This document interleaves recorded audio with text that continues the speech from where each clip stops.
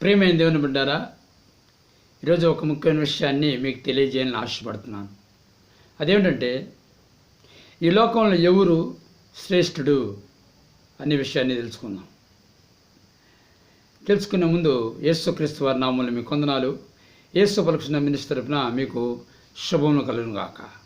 ఒక వచనాన్ని మనం బైబిల్ చదువుకుందాం. ఒక వచనాన్ని సామెతలు 16 అధ్యాయము 32 వచనం. పరాక్రమశాలి కంటే దీర్ఘశాంతం గలవాడు శ్రేష్ఠుడు, పట్టణను పట్టుకున్న వానికంటే తన మనసును స్వాధీనపరచుకున్నవాడు శ్రేష్ఠుడు. చిన్న ప్రార్థన. ప్రభువా, ఈ వాక్యాన్ని దీవించి నీ బిడ్డలతో మాట్లాడమని, ఎవరో శ్రేష్ఠుడు బయలుపరచమని యేసు నామములో అడుగుతున్నాను తండ్రి, ఆమెన్. ప్రియమైన దేవుని బిడ్డరా, గమనించండి.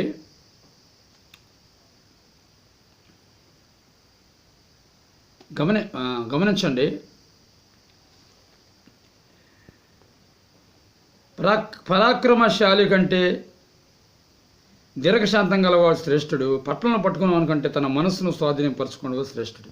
చూడండి, ఈ ప్రపంచాంతా జయించి ఈ పట్టణాలన్నీ పట్టుకొని దాని జయించిన వాడు శ్రేష్ఠుడు కాదు. అర్థమవుతుందండి? అయితే తన మనసుని ఎవరైతే స్వాధీనంలో ఉంచుకుంటారో వాళ్ళే శ్రేష్ఠుడు. అర్థమవుతుందా? తన మనసుని స్వాధీనమందు ఉంచుకున్నవాడే శ్రేష్ఠుడు, మంచివాడంట. అర్థమైందా? తన మనసును స్వాధీనపరచుకోవాలి. మన మనసుని మన స్వాధీనంలో ఉంచుకోవాలి. ఈ పట్టణంలో పట్టుకున్న వాడంటే ఎవరితో పట్టుకుంటారో వాడికంటే కూడా వాడు ఎంత పరాక్రమవంతుడైనా, ఎంత గొప్పవాడైనా, ఎంత బలవంతుడైనా, ఎంత తెలివిగలవాడైనా, ఎంత జ్ఞానవంతుడైనా కానీ వాడు శ్రేష్ఠుడు కాదు. తన మనస్సును స్వాధీనపరచుకుంటూ మాత్రమే శ్రేష్ఠుడిని బైబిల్ చెబుతా ఉంది. గమనిస్తున్నారా? నీ మనసును నువ్వు ఎప్పుడైతే స్వాధీనపరచుకుంటావో, దేవుని ఆజ్ఞలకి స్వాధీనపరుస్తావో, దేవుని మాటలకి నువ్వు లోబరుస్తావో, దేవునిలో జీవించడానికి నీ మనసును ఎప్పుడైతే నువ్వు కుదుర్చుకుంటావో, ఆయన మాట వారు జీవించడానికి ఎప్పుడైతే నీ మనసులో తీర్మానం చేసుకుంటావో అప్పుడే నువ్వు శ్రేష్ఠుడివి. అంతేగాని బలవంతుడైనా లేదా గొప్పవాడైనా వాళ్ళు శ్రేష్ఠులు కారు. గమనించండి ప్రియమైన దేవుని బిడ్డలు, గమనించండి. నీ మనసు నీ స్వాధీనంలో ఉందా?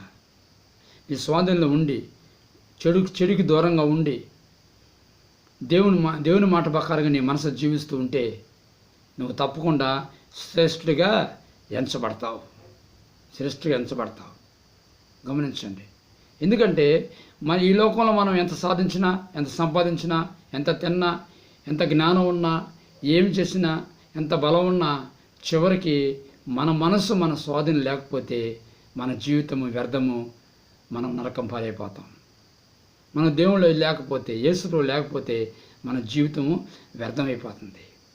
మన మనస్సు ఎప్పుడైతే మన స్వాధీనంలో ఉంటుందో వాడు కడి బీదవాడైనా కానీ దేవుని దృష్టిలో వాడే శ్రేష్ఠుడు. మన మనసు మన స్వాధీనం లేకుండా ఈ ప్రపంచమంతా జయించినా కానీ, ఎంత సంపాదించినా కానీ చివరికి దేవుని మాట ప్రకారం నడవకుండా, మన మనసు మన స్వాధీనం లేకుండా, దేవుని మాట లేకుండా మన ఇష్ట ప్రకారం జీవిస్తే మన జీవితము నరకప్రాయం అయిపోతుంది, దేవునికి వ్యతిరేకం అయిపోతుంది, పరిశుద్ధంగా మనం జీవించలేము. కనుక ముందు నీ మనసును నీ స్వాధీనం ఉంచుకోవడానికి ప్రయత్నించి, లేకపోతే నీ మనసును దేవుని స్వాధీనంలో ఉంచడానికి ప్రయత్నించి, దేవుని మాట ప్రకారం నడవడానికి నువ్వు ప్రయత్నం చేయి. ఎప్పుడైతే అలా ప్రయత్నం చేస్తావో తప్పకుండా దేవుని మాట ప్రకారం నడవగలుగుతావు.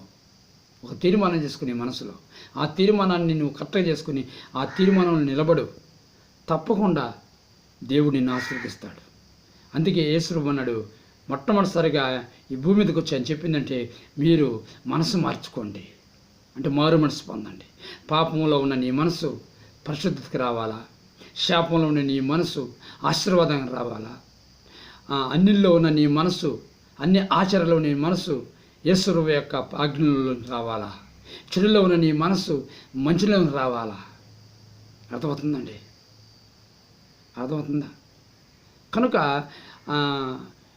ఇతరుల వైపున నీ మనస్సు దేవునిలోకి రావాలని యేసుప్రభుని నమ్మాలని, నమ్మి ఆయన ఆజ్ఞలను నడవాలని ఎప్పుడైతే నీ మనసు కోరుకుంటుందో అప్పుడు తప్పకుండా నువ్వు దేవుని చెప్పినట్టు నువ్వు నడుచుకుంటావు. కనుక ఈ లోకంలో ఎవరండి శ్రేష్ఠుడు? తన మనసును స్వాధీనపరుచుకొని దేవుని మనసు కలిగి దేవుని ఆజ్ఞ ప్రకారం ఏ మనసు కలిగి నడుచుకుంటారో వాళ్ళు మాత్రమే నేను చెప్తున్నాను, వాళ్ళు మాత్రమే దేవుని మాట ప్రకారం నడుచుకునే మనస్సు కలిగిన వాళ్ళు మాత్రమే శ్రేష్ఠులు. అర్థమవుతుందా? నీకు అటువంటి మనసు ఉందా? మనసు లేకపోతే ప్రభా ఇప్పుడే నాకు మనసు ఇవ్వమని చెప్పి ప్రార్థన చేసుకుందాం. పరిశుద్ధులైన తండ్రి, నీలాంటి మనసు కలిగే విధంగా నీ ఆజ్ఞల ప్రకారం నడుచుకునే మనసు దయచేయమని, వాళ్ళే శ్రేష్ఠులని నువ్వు సెలవిచ్చావు. అలాంటి శ్రేష్టమైన మంచి మనసు కలిగి కృప దయచేయమని దయచేసిన ఉందా తెలుస్తూ యేసు నామములో అడుగుతున్నాను తండ్రి, ఆమేన్.